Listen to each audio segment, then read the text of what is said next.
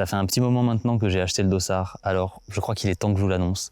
J'ai rendez-vous avec mon destin le 20 décembre 2026 à Pise, en Italie.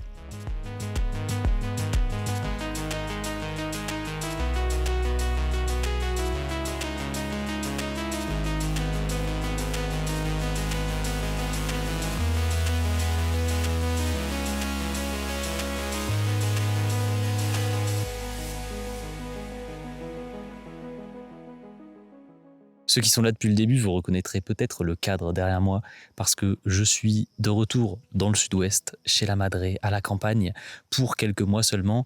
Et quel meilleur endroit que là où tout a commencé pour vous annoncer le grand retour des vlogs prépa marathon. En vrai, ça m'avait un peu manqué et je suis trop hypé. J'espère que vous le serez aussi parce que c'est la dernière grande ligne droite.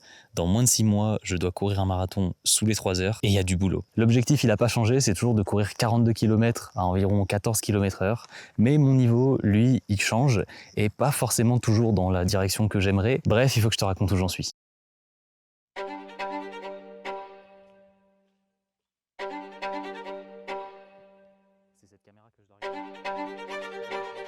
Bon, c'est bien beau de vouloir courir un marathon en moins de 3 heures, mais est-ce que j'en suis vraiment capable ?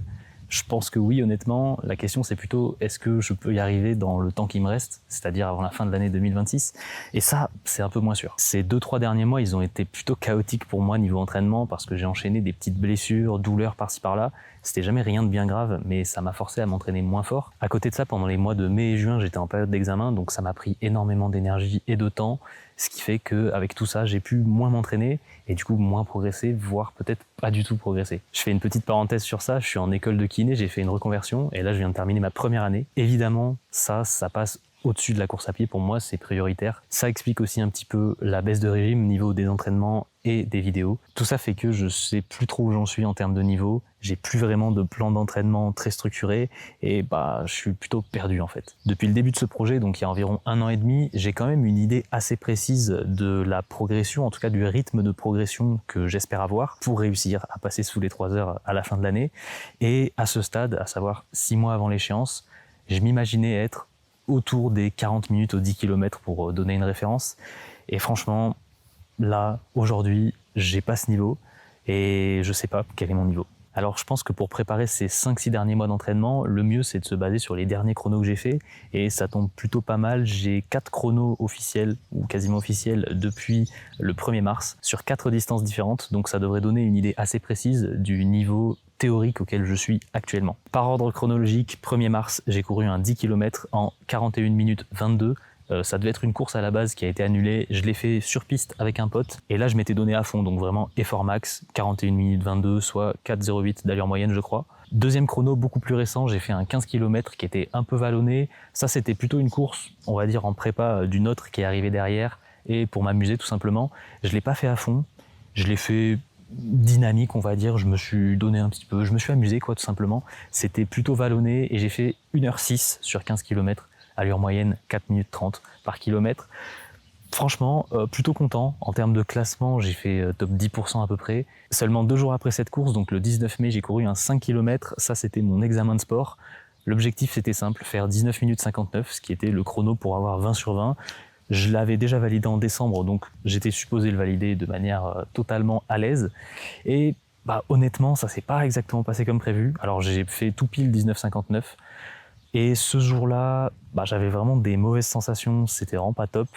Je pense que j'avais au mieux 19,45 à ce jour précis, mais franchement pas beaucoup plus. Et j'ai quand même pas mal subi la fin. J'ai donné l'allure aux collègues pendant quasiment toute la course, mais vraiment les 2 derniers tours, je les ai subis et j'ai même pas pu accélérer. Je pense que si j'avais voulu, j'aurais pas pu. C'est à prendre avec des pincettes parce que j'avais fait une course quand même 2 jours avant et j'étais pas préparé ni rien, donc bon.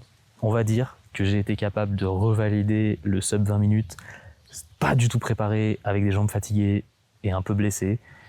C'est pas plus mal, mais pas très très content de celle-là. Et le dernier chrono en date, c'était le 31 mai pour les 20 km de Bruxelles, mais ça il faut que je te le raconte un peu plus en détail parce que c'était vraiment trop bien et j'ai filmé 2-3 trucs, donc je vais te raconter ça. Avant d'envoyer quelques images de la course, je spoil direct mon chrono. J'ai fait 1h30 tout pile, soit 4 minutes 30 par kilomètre, et même si je suis allé sur cette course sans avoir réellement d'objectif parce que je l'avais pas préparé, j'arrive pas à ne pas avoir quand même un petit chrono en tête, et mon chrono en tête, c'était 1h30.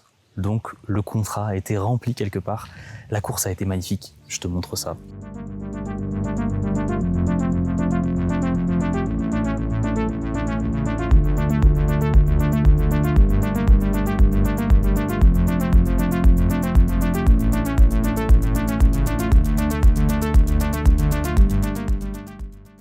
Bon, je sais pas trop par où commencer pour cette course. Déjà, l'ambiance est folle.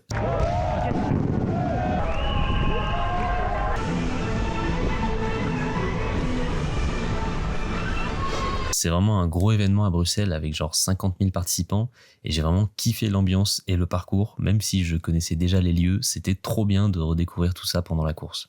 Un truc important, j'ai couru avec un ami. À la base, il connaissait pas trop son niveau et on n'était pas supposé courir ensemble. Mais après l'avoir piégé dans le SAS 1, on s'est retrouvés plusieurs fois en début de course. Bah alors chef, qu'est-ce que tu fais là? Ça va? Et finalement, on a fait plus de la moitié ensemble jusqu'à finir exactement dans la même seconde. Alors je maîtrise pas encore totalement ma caméra embarquée, donc je suis dégoûté, j'ai pas enregistré le finish. Désolé, je vais te raconter ça sans les images. Comme je le disais au début de la course, pendant environ 6 ou 7 km, on était chacun dans notre coin, mais on n'arrêtait pas de se recroiser. Et à partir du 7e à peu près, on a continué la course ensemble. On est resté quasiment ensemble tout le long, à part des petits moments où on s'est un peu séparés parce que moi, je m'arrête au ravito, je prends le temps de boire un coup et de repartir. Lui, il s'arrêtait pas, donc voilà, ça crée des petits décalages, mais on finissait toujours par se retrouver, ce qui fait qu'on a fait quasiment toute la course ensemble. Juste avant la dernière grosse montée, il a légèrement pris son envol, donc pendant les 2 ou 3 derniers kilomètres, il était à 30 mètres devant moi, et l'écart ne bougeait pas, je l'avais en point de mire, et j'ai réussi à le rattraper à genre 100 mètres de la ligne. À ce moment-là, il était content, il pensait qu'il m'avait mis tempête, mais non, on se débarrasse pas de moi si facilement. Et on a fini, même pas au sprint, on a juste fini côte à côte dans la même seconde. Et franchement, je pense que s'il n'y avait pas eu mon ego en jeu et que je l'avais pas en point de mire depuis ces 2-3 derniers kilomètres, je suis pas certain que j'aurais fait les 1h30. C'est la première fois que je partage une course avec un pote en étant au même niveau d'effort. Oh, je l'ai pris trop fort celle-là. Moi aussi. Elle m'a arraché celle-là. Ouais. Franchement, c'était une expérience de fou. Essayer de se dépasser tout en espérant que ton pote réussisse aussi, mais en même temps avec le petit ego qui fait que t'as pas entièrement envie qu'il fasse mieux que toi. Bref, j'ai kiffé, et bravo Gillian, t'es un boss. Je précise que ce monstre courait depuis seulement 3 mois au moment de la course, ça dégoûte un peu. Pour en revenir à mon niveau actuel, je pense que c'est cette course qui en est le plus représentative. Alors le parcours était assez exigeant, il y avait pas mal de montées et de descentes. Ça demande beaucoup de gestion parce qu'il y a énormément de changements de rythme et il faut absolument pas se griller dans les montées. Faire attention aux descentes aussi parce que musculairement ça tape quand même un peu plus. Et il y a surtout la fameuse avenue de Tervuren à 17,5 km. Tu t'envoies une petite côte qui fait un peu plus d'1 kilomètre de long pour une pente moyenne autour des 4%. Et ça, je vais pas te mentir que ça fait un peu mal, surtout en fin de parcours. C'était que 20 km, donc théoriquement, c'est pas un record sur semi, mais si je devais essayer de faire une équivalence pour estimer à peu près mon chrono théorique sur semi, avec la difficulté de la course, les montées, etc. prises en compte, je pense que ça vaut environ 1h32, 1h33 sur un semi vraiment tout plat, régulier, etc. Donc disons que je vaux 1h33 sur semi, où est-ce que ça me place dans ma progression pour le marathon de Pise? Eh ben franchement, je sais pas trop. D'un côté, je trouve que c'est pas trop mal et j'ai l'impression que c'est toujours atteignable, mais d'un autre côté, il va y avoir quand même beaucoup de taf, ça va être dur. Et j'aurai pas beaucoup de marge, ça c'est sûr. Ça va pas se jouer en 2h55, ça c'est clair et net. Et franchement, 4 minutes 15 par kilomètre, c'est quand même rapide. Hein. Mais ça tombe bien parce que je suis déterminé à me fumer. Oui, il y a des hauts, il y a des bas, il y a des blessures. Des fois, je peux pas m'entraîner comme je veux, je dois changer de plan toutes les 3 semaines. Mais c'est pas grave, je vais aller au bout et je vais faire de mon mieux. Je t'emmène avec moi jusqu'à ce 20 décembre, c'est le retour des vlogs prépa marathon. Et à Pise, je vais courir aussi vite que je peux ces 42 km et j'espère sous les 3 heures.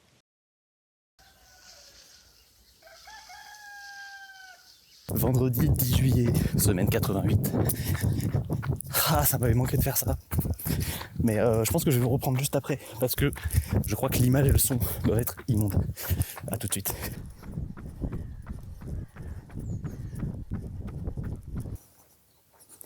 Ok, petit run terminado. Voilà, je pense que vous m'entendrez un peu mieux et vous me verrez un peu mieux comme ça.